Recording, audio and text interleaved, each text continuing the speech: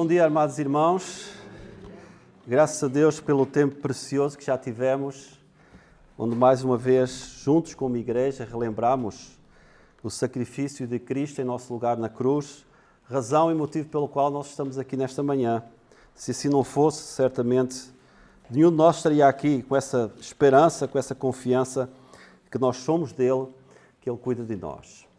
E nós vamos, irmãos, continuar a nossa série. Para quem não tem estado connosco, nós estamos a ver há 2 domingos, hoje é o 3º domingo, os primeiros 6 capítulos de Daniel, e hoje coube-me a mim o capítulo número 3, que eu vou pedindo que já possam ir abrindo, nós vamos lê-lo.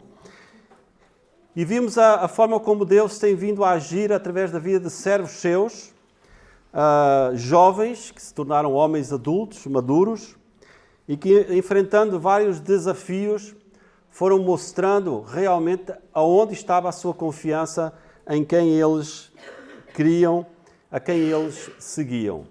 E aqui é mais uma situação que nós vamos ver que acontece na vida dos companheiros de Daniel e que nós vamos ver então o agir de Deus através da vida destes homens, e não só através da vida destes homens, mas também na vida de outros homens. Prova de fogo é o tema da nossa mensagem de hoje. Certamente todos nós já tivemos ou poderemos vir a ter uma prova de fogo. E as provas de fogo, elas não acontecem apenas em momentos como nós vamos ver no texto, onde estes homens estão perante o risco de, ao não se prostrarem em adoração àquela estátua que o rei tinha mandado construir, serem lançados literalmente no fogo. Mas há outras provas de fogo pelas quais nós podemos passar.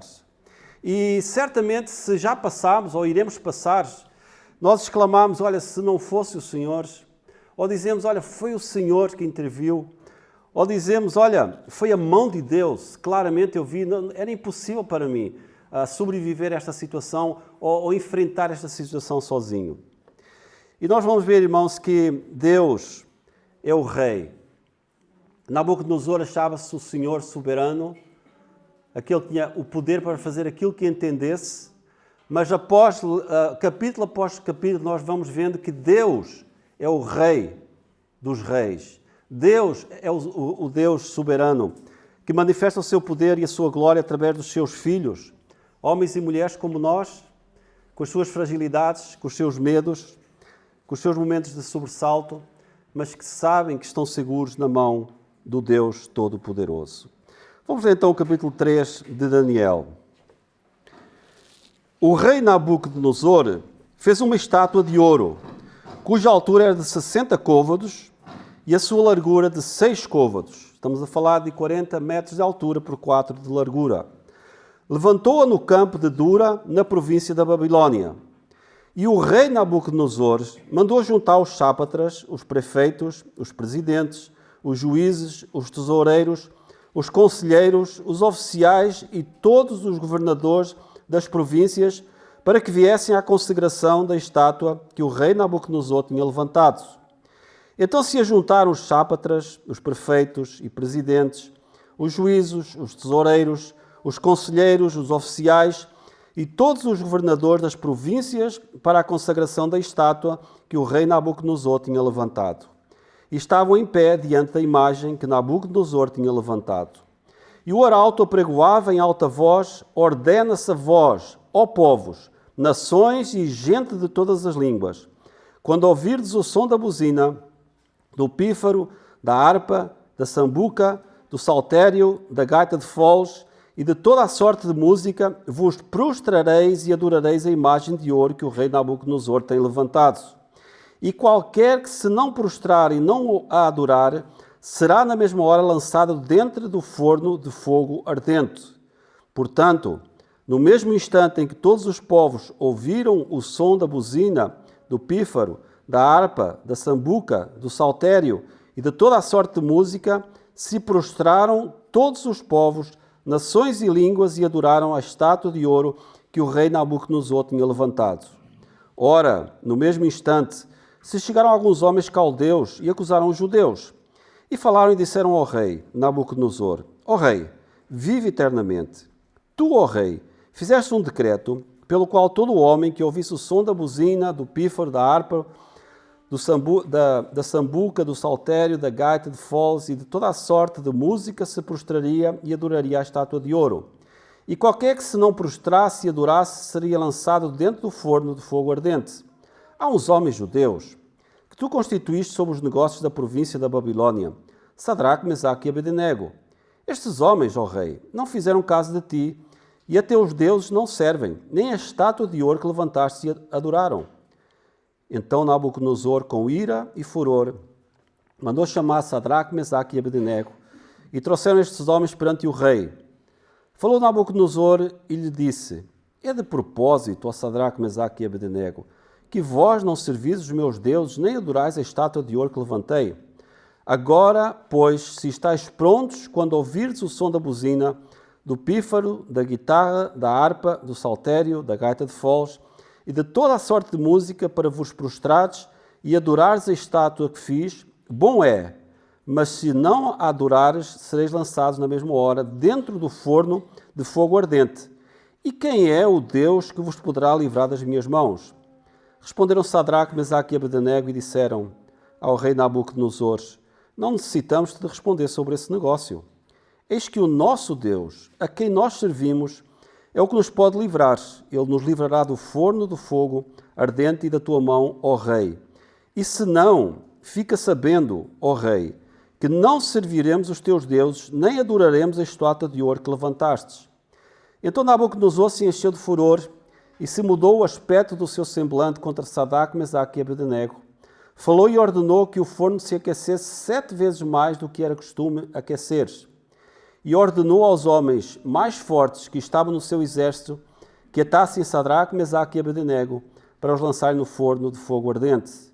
Então aqueles homens foram atados com as suas capas e seus calções e seus chapéus e seus vestidos e foram lançados dentro do forno de fogo ardente.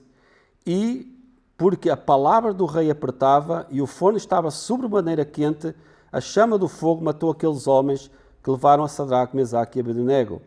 E estes 3 homens, Sadraque, Mesaque e Abednego, caíram atados dentro do forno de fogo ardente. Então o rei Nabucodonosor se espantou e se levantou depressa, falou e disse aos seus capitães: não lançámos nós 3 homens atados dentro do fogo? Responderam e disseram ao rei: é verdade, ó rei.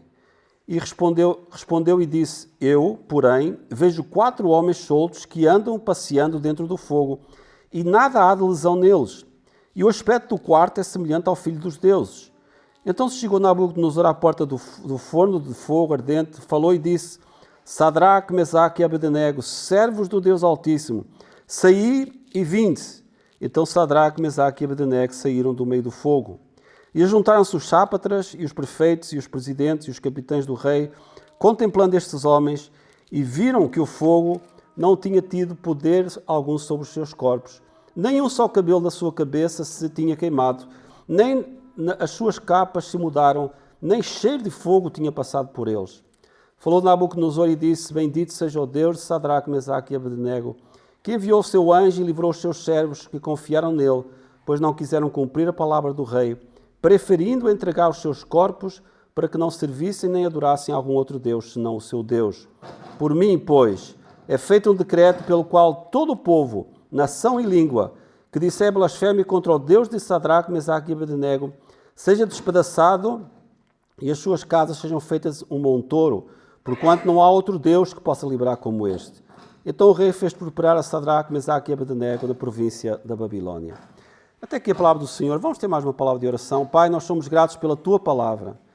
E, ó Senhor, nós sabemos como ela fala e quer falar aos nossos corações a cada dia. E nesta manhã, Senhor, nós pedimos mais uma vez que o Senhor encha o nosso coração dela, Senhor. E que cada um de nós, segundo as necessidades que tem diante de Ti, possa se dispor a vivê-la e obedecê-la em cada dia da sua vida. É a nossa oração no precioso nome do nosso amado Senhor e Salvador Jesus. Amém. Irmãos, conforme eu disse, Deus tem os seus planos, Deus tem os seus propósitos. Muitas vezes nós não entendemos o agir de Deus, mas o que é certo é que Deus age na vida de cada um de nós da forma que Ele entende que deve agir. Ele usa cada um de nós.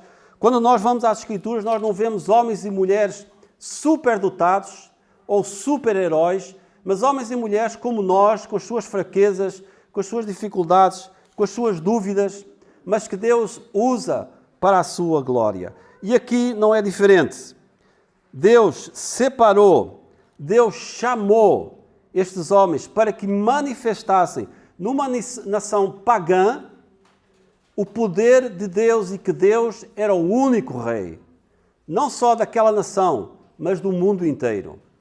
E estes homens tinham entendido isso e se dispuseram a viver essa realidade, mesmo quando confrontados com o risco de serem lançados numa fornalha de fogo e arderem. Era isso que humanamente eles percebiam daquilo que era a ameaça que o rei tinha feito para com eles.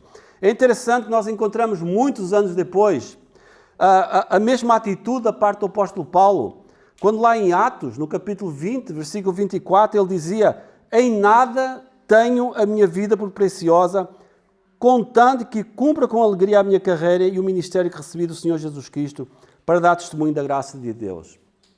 Deus sempre tem levantado homens e mulheres ao longo da história que evidenciam, demonstram o poder e a glória de Deus agindo em seres frágeis como nós, em seres limitados como nós. Hoje nós vivemos na Babilônia. Este mundo que nos cerca é a nossa Babilônia. Tudo nos clama, nos chama a nós nos prostrarmos perante aquilo que são os ídolos deste mundo. É as redes sociais, é a fama, é o dinheiro, é os bens, é o nosso ego que nos chama a cada dia a nós nos prostrarmos perante os ídolos deste mundo. Nabucodonosor, ele não estava satisfeito com todo o poder que ele tinha, com tudo aquilo que Deus já tinha feito e já tinha demonstrado para ele, mas ele queria algo mais. Ele queria que o considerassem como um Deus. Então ele mandou construir esta grande estátua para que todos se prostrassem perante ela em adoração. Mas, irmãos, Deus, conforme eu disse, é o Rei soberano sobre tudo e sobre todos. Em nenhum lugar na Bíblia, Deus nos garante que nós não iremos ter problemas, que nós não iremos enfrentar dificuldades, que nós iremos estar perante situações em que nós temos que escolher obedecer ou fugir.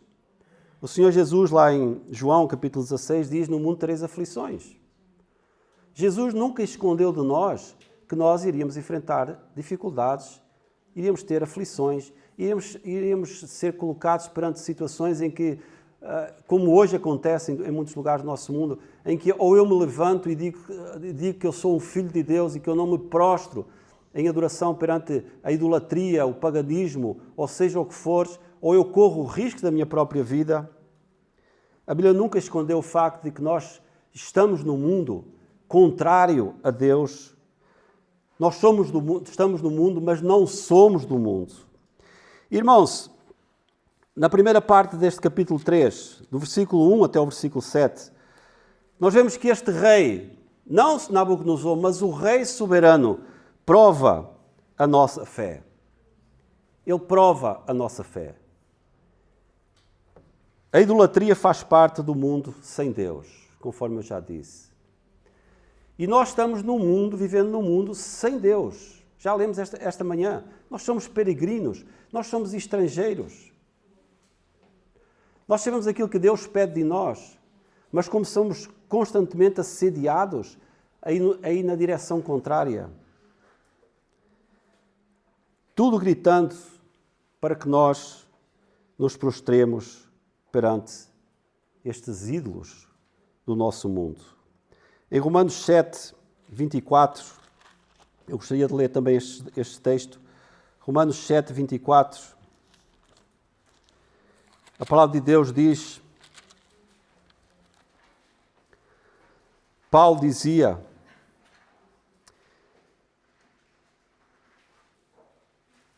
miserável homem que eu sou, quem me livrará do corpo desta morte? Dou graças a Deus por Jesus Cristo nosso Senhor, assim que eu mesmo, com o entendimento, sirvo à lei de Deus, mas com a carne, à lei do pecado. Paulo dizia: olha, o reconhecimento da nossa miséria nos leva a nos prostrarmos diante de Deus e clamando, dizendo: Senhor, age. Quando estes homens veem esse rei, ou ouvem falar que esse rei tinha decretado essa adoração àquela estátua, certamente eles disseram: mas que loucura, não é? Será que ele já não viu o suficiente? Nós lemos nos versículos anteriores. Será que ele já não entendeu que há um único Deus? Que loucura! E mais uma vez estes homens, no meio de um país pagão, são confrontados com o desafio de: ou eu creio e corro o risco que isso poderá trazer à minha própria vida, ou eu não creio e fujo, passo em retirada. Ou, pior ainda, eu me prostro, até não ligo nada para essa estátua, mas eu me prostro e fica o assunto resolvido. Este homem queria ser adorado como Deus. Irmãos, nós somos constantemente provados na nossa fé. É muito fácil eu dizer que tenho fé quando não tenho problemas de maneira nenhuma. Nós vivemos num país que não tem guerras, nós vivemos num país que não tem perseguição religiosa, nós vivemos num país onde temos relativo conforto, nós vivemos num país tranquilo. Então é muito fácil chegar aqui no púlpito perante os irmãos e dizer: irmãos, eu sou um homem de fé. Vocês podem crer nisso. Agora, se Deus me diz: ok, Berto, então pega a mala e vai lá num país muçulmano. Vai lá pregar o Evangelho. Olha, vai lá para um país que está em guerra. Olha, vai lá para um país onde há fome. Vai, então, quero ver a tua fé. Talvez aí eu ia dizer, né, como disse Moisés: Senhor, envia outro, que eu sou um pouco gago, né? O Senhor envia outro. É assim, irmãos. Então Deus prova. E Deus, mais uma vez, estava dentro do seu plano soberano.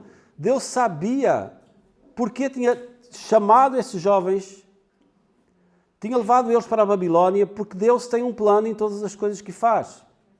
Aqui Deus estava dando seguimento à história.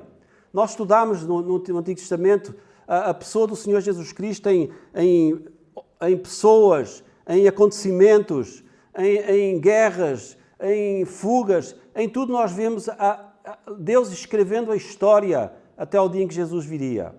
E aqui faz parte dessa história. Deus dizendo: eu continuo sendo o Deus soberano. Creiam em mim. Creiam em mim.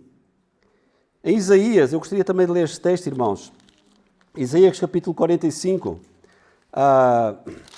O nosso irmão Davi já leu o texto de Isaías hoje e disse que certamente estes jovens poderiam conhecer, eu creio que sim.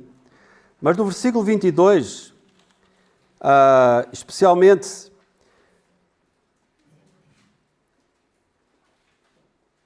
diz: olhai para mim e sereis salvos, vós, todos os termos da terra, porque eu sou Deus e não há outro. Você já viveu a experiência, eu sei que viveu, de quando você está perante uma decisão, ou você está perante uma tentação, Deus traz à sua memória passagens das Escrituras. Olha, obrigado, Senhor, porque o Senhor me trouxe à minha memória esta... Vamos em frente. Ok, Senhor, olha, já vi que não é para ir. Deus usa a palavra. Por isso nós damos importância à palavra. Porque nós precisamos da palavra. Para os momentos em que iremos viver ainda, que o Senhor nos dê vida, para enfrentarmos os desafios que estão perante nós. E Isaías dizia isso: olha, não há outro Deus em quem nós possamos confiar plenamente. Não há. Por muito poder que Ele tenha sobre a terra, por muitas coisas que nós possamos esperar, não há Deus como o Senhor. Ele é o único Deus. Então tudo aquilo que esse rei decreta e que era lei, e diz o versículo 7 que todos então do seu reino se prostraram, surgem os invejosos, não é? Surgem aqueles que disseram: aí que está uma oportunidade para dar cabo daqueles judeus, né? É agora, vamos lá. E a partir do versículo 9, do versículo 8, então, nós não só vimos que o rei prova a nossa fé, mas o rei prova a nossa confiança. Estes homens são acusados de algo que deviam ter feito e não fizeram. E diz que o rei se enfureceu. Irmãos, nós hoje vivemos situações semelhantes, sabia? Se você vai lá fora e você levanta a sua voz contra ideologias de género, contra aborto, contra outros ídolos e outras formas de pensamento que são contra a palavra de Deus, as pessoas não vão gostar de você. Não vão. E o que é certo, irmãos, é que nós não podemos declarar através das nossas bocas isso que eu acabei de falar, mas nós com o nosso silêncio podemos declarar isso. Quando somos confrontados, por vezes, com situações onde pessoas nos perguntam o que é que vocês pensam sobre isto, onde nós temos que levantar a voz de forma discordante e nós nos calamos, através do silêncio. Deus prova a nossa confiança. E a partir do versículo 8, quando aqueles homens chegam, aqueles caldeus chamam e acusam os judeus, e falaram, elogiaram o rei, né? Ó rei, vive eternamente, né? Rei, que tu sejas imortal. E depois começam então a dizer, não, ó rei, não é que tu fizeste um decreto, lembra, isso acontece mais lá na frente, não vou adiantar a história de Daniel, mas a história se repete, como diz o ditado. E tal, olha, nós até fizemos isso, nós somos gente boa, mas olha aí uns judeuzinhos que têm a mania que são superiores, né? E eles não se prostraram. E diz que o rei se encheu de furor, né? E mandou chamar então Sadraque, Mesaque e Abednego e fez-lhe as perguntas que nós já sabemos. Irmãos, a loucura do homem. Ele começa então a passar a repetir tudo aquilo que havia sido dito e dá-lhes ainda uma oportunidade. Diz, ok, pronto, vocês deviam estar distraídos, podiam estar ocupados com alguma coisa, eu entendo. Ele gostava deles, no fundo. Mas eu vou repetir tudo devagarinho, que é para vocês entenderem. Então, nós vemos aqui no versículo 15 que ele diz, olha, pronto, agora pois se estáis prontos, já entendeste o que eu disse, quando ouves o som da buzina, e ele repete tudo aquilo, se não adorares, serão lançados na memória dentro do forno de fogo ardente. A ameaça. Irmãos, ainda hoje, no dia de hoje, muitos homens e mulheres se levantarão e dirão, não, eu sou filho de Deus.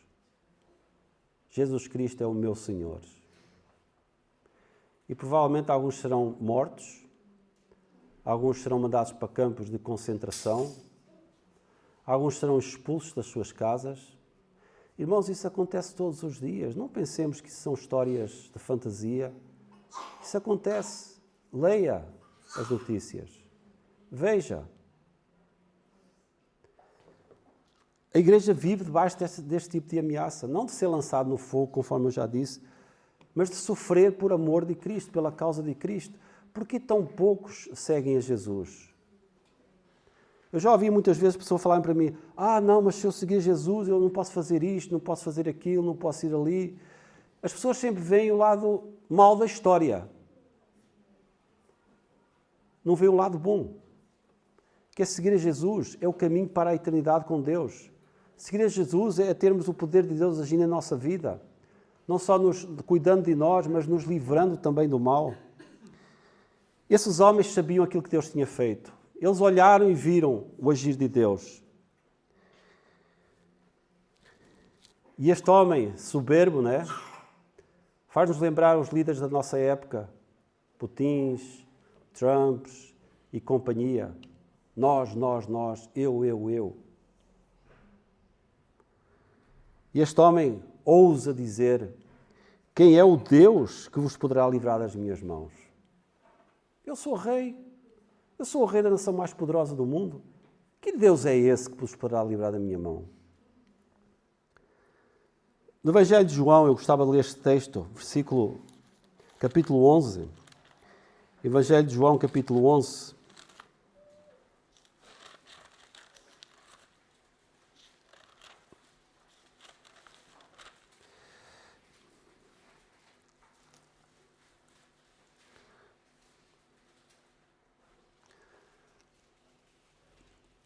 Jesus diz, quem é este Deus? Porque Jesus é Deus. Versículo 25, disse-lhe Jesus, eu sou a ressurreição e a vida. Quem crê em mim, ainda que esteja morto, viverá. E todo aquele que vive e crê em mim, nunca morrerá. Crês tu isto? Quando Moisés pergunta para o Senhor, Senhor, quem eu vou dizer Faraó que tu és? E o que é que o Senhor disse lá em Êxodo, capítulo 3? Diz que o eu sou te enviou. Eu sou. Não é eu talvez seja, ou eu sou um dos. Não. Jesus disse, eu sou. Crês tu isto?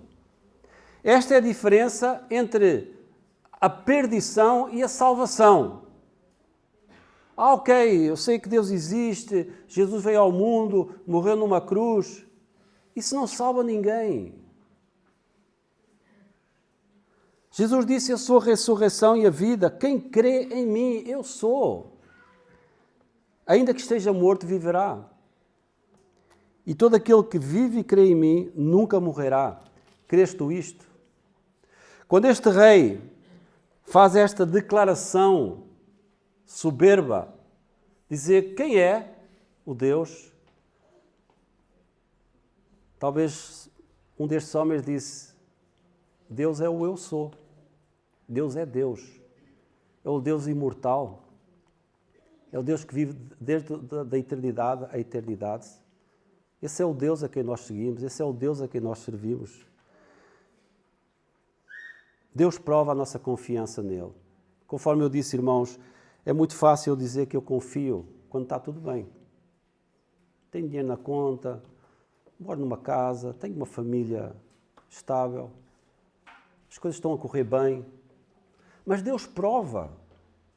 E nós, como filhos, temos que saber que nós estamos num mundo, mais uma vez, contrário a Deus e que Deus vai nos provar através das várias circunstâncias que acontecem na nossa vida. Mas no versículo 16 em diante, o rei prova o nosso compromisso.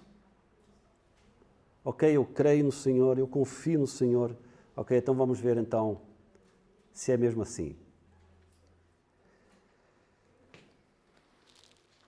Veja o versículo 16. Responderam Sadraque, Mesaque e Abednego e disseram ao rei Nabucodonosor, rei, nós não necessitamos responder-te sobre esse negócio. Rei, já nos conheces.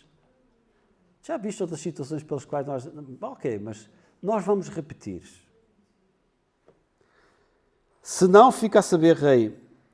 17. Eis que o nosso Deus, a quem nós servimos, é o que nos pode livrar. Ele nos livrará do forno do fogo ardente e da tua mão, ó rei. Se ele não nos livrar da forma que nós queremos que ele pode nos livrar, fica sabendo, ó rei, que não serviremos a teus deuses, nem adoraremos a estátua de ouro que levantaste. Ó Deus, ó rei, seja qual for o final, esquece. Nós não negociamos. O rei prova o nosso compromisso com ele. Outras circunstâncias, outros homens e mulheres têm sido provados. Eu lembro, por exemplo, de Pedro, quando ele disse para o Senhor, Senhor, olha, o Senhor pode contar comigo. Se alguém vier para te prender, eu estou aqui, eu vou te defender a todo custo. Todos podem te deixar, mas eu não te deixo. O que aconteceu? O contrário. Pedro era um homem menor que estes homens? Não. Irmãos, todos nós temos as nossas fragilidades. Pedro não estava perante uma fornalha de fogo, mas estava perante um exército e ele teve medo. Ele negou Jesus. Ele disse, não o conheço.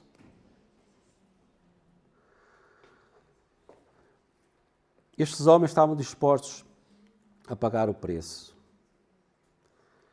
Eles falam não só da fé que tinham, quando eles dizem no versículo 16, conforme já vimos, não precisamos responder acerca disso. Eles demonstram a sua confiança, eis que o nosso Deus, a quem nós servimos, eles mostram o seu compromisso no versículo 18, dizendo, independentemente daquilo que aconteça, nós estamos dispostos a pagar o preço. Fé, confiança, compromisso. E é isso que Deus pede de cada um de nós. Deus não promete que vai ser fácil. Cada um de nós está seguindo um caminho diferente, alguns juntos, outros sozinhos, mas é isso que Deus pede. E Deus nos usa. Sabe, quando Deus chama, Deus capacita.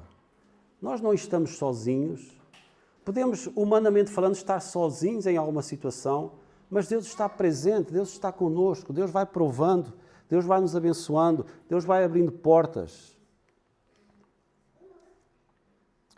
E em quarto lugar, o rei prova a sua soberania. Deus é o Deus soberano. Nabucodonosor manda lançar estes homens na fornalha. Manda aquecer a fornalha 3 vezes mais. Isto mostra a loucura do homem, até onde ela pode ir, não é? Aqueles que outrora até eram amigos do rei, tinham sido favorecidos pelo rei. Agora este homem, que queria ser adorado como Deus, fica louco e diz: lancem-nos no fogo. Quero ver se esse Deus o livre, né? E ainda hoje os homens, há muitos anos que nós temos ouvido, vez após vez, século após século, isso um dia o cristianismo acaba, né? Isso. A sociedade vai evoluir, as pessoas vão entender que não precisam de Deus, conseguem viver sem Deus. Veja a evolução da sociedade até onde nos trouxe, né? Veja a evolução da sociedade até onde nos trouxe. A loucura, ao desespero, à insegurança. Deus é Deus. E nós vemos não só a loucura do homem, mas vemos a loucura de Deus. Aquilo que para os homens é loucura. Eu gostaria de ir a 1 Coríntios novamente, só para nós reforçarmos esta última frase que eu disse, e os irmãos conhecem muito bem o texto. Capítulo 1, versículos 25, que diz: porque a loucura de Deus é mais sábia do que os homens, e a fraqueza de Deus é mais forte que os homens. Talvez Nabucodonosor disse para estes homens: vocês estão loucos? O que é isso? Quem é que vos vai livrar da fornalha? Vocês estão loucos? A loucura de Deus é mais sábia que os homens, e a fraqueza de Deus é mais forte que os homens. Deus é o único rei da Babilônia. Deus é o único rei deste mundo. Mas não é só a loucura de Deus, é a loucura do servo também. Porque Nabucodonosor podia ter dito para eles: vocês estão loucos, eu estou-vos a dar uma segunda oportunidade. Olha, eu não fazia isso com mais ninguém. Mas pronto, eu gosto de vocês. Olha, façam isso. Diz o versículo 26, 1 Coríntios capítulo 1. Porque, vede, irmãos, a vossa vocação, que não são muitos os sábios segundo a carne, nem muitos os poderosos, nem muitos os nobres que são chamados, mas Deus escolheu as coisas loucas deste mundo para confundir as sábias. E Deus escolheu as coisas fracas deste mundo para confundir as fortes. E Deus escolheu as coisas vis deste mundo e as desprezíveis e as que não são para aniquilar os que são, para que nenhuma carne se glorie perante Ele. Mas vós sois dele, em Jesus Cristo, o qual para nós foi feito por Deus sabedoria e justiça e santificação e redenção, para que, como está escrito, aquele que se glorie, glorie-se no Senhor. Esta palavra é para você. Deus é Deus. Isto é loucura para o mundo? É, em absoluto. Mas é Deus que diz. Crês tu isto?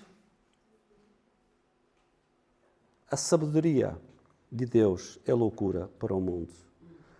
Deus é o Deus Todo-Poderoso.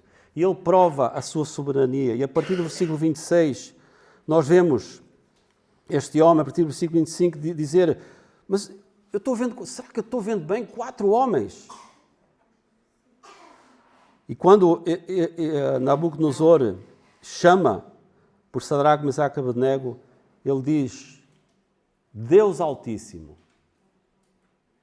Este homem cai em si e ele reconhece que Deus é o Deus Todo-Poderoso. Mas não só no versículo 26 ele fala do Deus Altíssimo, mas no versículo 28 ele fala bendito, né? Seja Deus. Ele não só é o Deus Altíssimo, mas ele é um Deus bendito. E aí no versículo 28 ele diz, ele é um Deus único. Quem pode? Não há outro Deus senão o seu Deus. Ele é único. Não há, eu tenho deuses aqui espalhados pela Babilónia, não há nenhum que tenha o poder que o Deus de Sadraque, Mesaque e Abednego tem. E no versículo 29 ele diz que Deus é o Deus Todo-Poderoso. Por mim é feito este coisa, Deus de Sadraque, Mesaque e Abednego, que toda a língua confesse. Irmãos, este é o nosso Deus. As provas são diferentes, mas Deus é o mesmo. E Deus está a mostrar não só a este homem, mas a este povo, na qual estes irmãos, eu creio, viveram num tempo de idolatria plena, que é possível. Hoje nós vivemos a nossa Babilónia, hoje nós estamos rodeados de ídolos diferentes, mas Deus é o mesmo. E é nesse Deus que nós temos que confiar. A Ele toda a glória. Amém.